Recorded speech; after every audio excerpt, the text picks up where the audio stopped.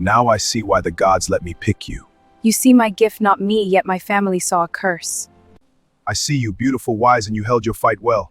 Yet I still don't know what love is. Love is weakness, I forbid it. Because you have been in love before, you have shut that door, for pain lives here. Some loves hurt, and I will never get to know that feeling. Stop, Amara, you see tomorrow, do you see us happy?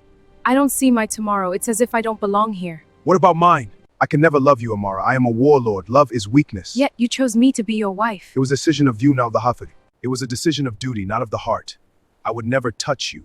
Why do you look at me as if you are afraid? You imagine things. In battle you fear nothing, but when I am silent you grow restless. Silence keeps you safe. Distance keeps us both alive. Or it keeps you lonely.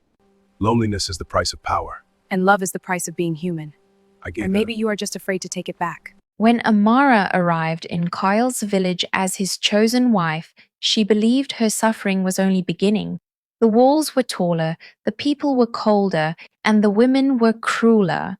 From the first day, whispers followed her footsteps. "Why her?" they asked. "Why would a warrior lord choose a thin girl from a poor village? She looks weak. She has no backbone. She has no power." They laughed when she passed. They stared at her with open jealousy. Some spoke loudly on purpose so she would hear. "Women like us are stronger," they said. "Beautiful, born here, worthy." And yet, another would add bitterly, "He brought a stranger." Amara pretended not to hear, but every word wounded her. She had already known rejection all her life. Still, this pain felt new. Here, she was not hated for her visions. She was hated for being chosen. Carl noticed, not her tears, not her pain. He noticed her silence. Carl did not show love. He never had. In his world, love was weakness. Attachment was danger. Feelings got warriors killed. He had learned that lesson in blood. So he did not hold her hand in public. He did not speak soft words. He did not defend her openly. He protected her in other ways, with guards, with commands, with silent threats. And Amara did not complain, because she did not know what love was supposed to look like. No one had ever held her gently. No one had ever chosen her for her heart.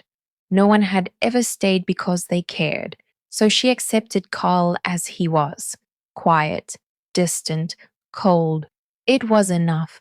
She focused instead on learning the ways of his people. She learned their greetings, their prayers, their songs, their customs. When the elders demanded she be prepared as a warrior's wife, she did not resist. The maids washed her in warm water mixed with sacred herbs. They painted her skin with royal markings. They braided her hair into the style of the village. They dressed her in ceremonial cloth. She stood before them trembling, not from fear, from disbelief.